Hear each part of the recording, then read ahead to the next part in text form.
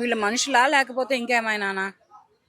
ఒక ఒక జవాన్, ఒక సోల్జర్స్ మన ఇండియా తరపు నుంచి ఫైట్ చేసి చనిపోతే ఒక డిప్యూటీ సీఎంగా ఓదార్చడానికి వెళ్ళి ఒక తల్లిని బిడ్డ టైప్లో దగ్గరకు తీసుకుంటే, ఇప్పుడు అదే మురళీ నాయక్ ఉంటే మురళీ నాయక్ తన తల్లిని దగ్గరకు తీసుకోడా?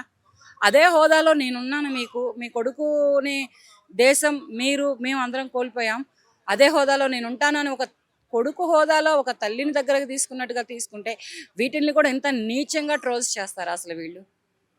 వీళ్ళు అసలు మనుషులేనా లేకపోతే ఇంకేమైనానా? వీళ్ళకి ఏదైనా సరే భూతద్దంలో పెట్టి బూతు చేయడం తప్ప దాన్ని సక్రమైన దారిలో పెట్టి దానికి సక్రంగా మాట్లాడడం చేత కదా వీళ్ళకి. చాలా అంటే చాలా నీచాతి నీచంగా తయారయ్యారు అసలు వీళ్ళు.